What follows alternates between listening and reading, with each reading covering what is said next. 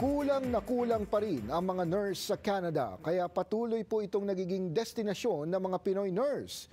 Pero ano nga ba ang kwento ng mga sakripisyo, hirap at ilang taong pag-aantay para maging matagumpay na nurse sa Canada? Narito po ang unang bahagi ng Omni Filipino Special Report na pinamagatang Scrubs in Waiting. Hindi maipagkakaila ang kahalagahan na siguraduhing kwalipikado ang providers na titingin sa inyong kalusugan. Okay, great.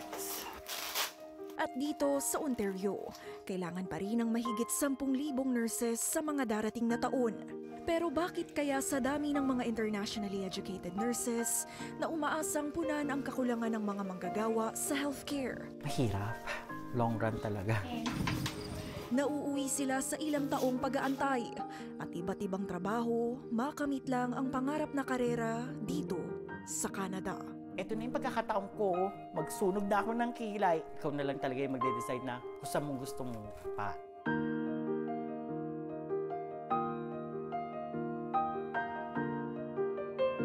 Ano usually ginagawa mo pag weekends, pag hindi ka nag-work? Drive lang. Tapos yan, linis-linis ang bahay. Garden.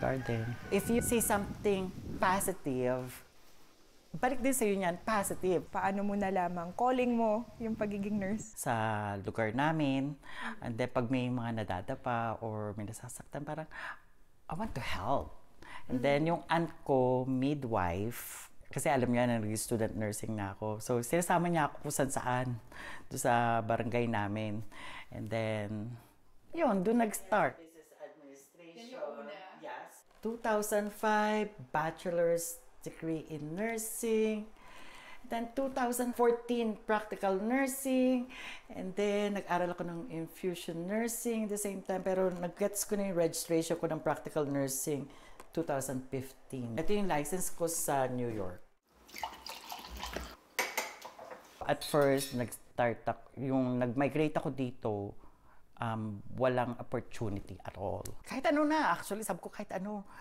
Pero nung nasa field na ako, yung unang trabaho ko dito sa Canada dishwasher, nalumho ako.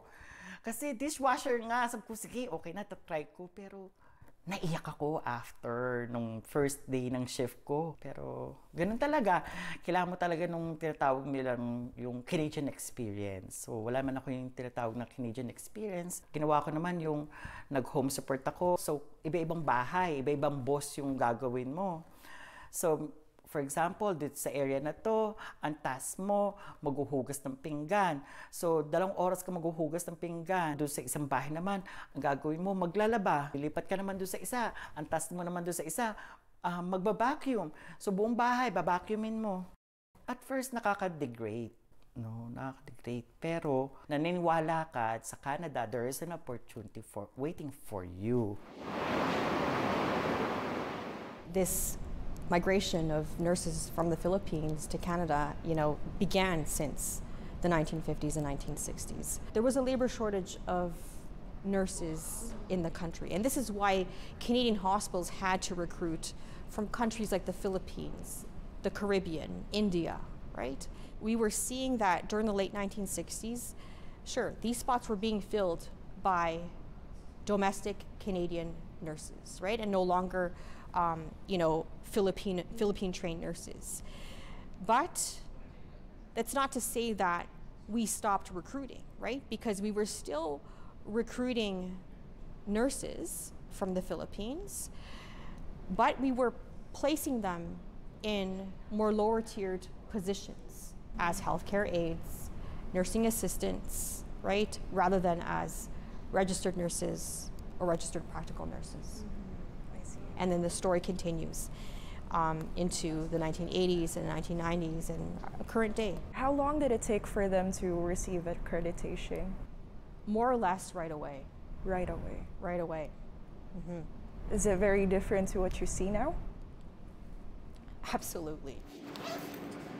The bigger question for me is, if in the past we recognized the skills, the training, and the experiences that these professionals have brought into the country and have moved them into,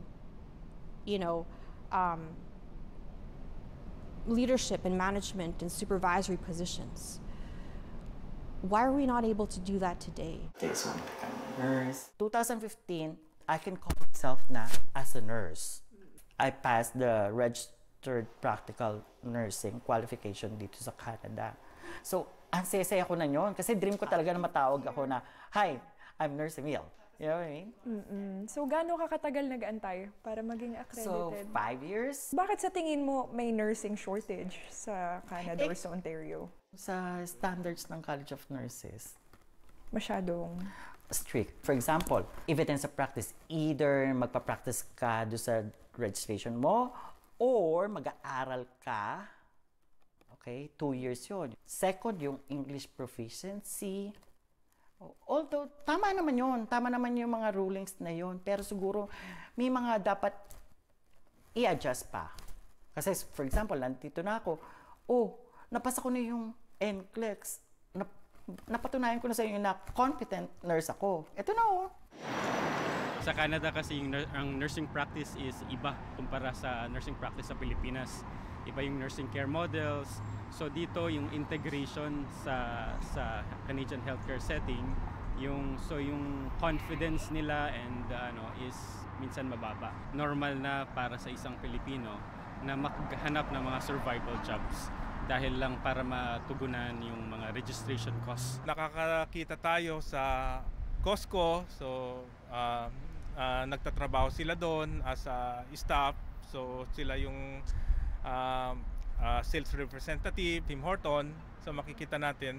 So pagtatanungin natin, ay nurse pala sila sa Pilipinas. Ano po yung tingin nyo pinaka nagpapahirap sa Philippine nurses na maging nurse dito, recognized? 8 requirements bago ka sa makapasok or entry to practice, especially sa College of Nurses of Ontario. Unang-una dyan yung paglikom ng dokumento.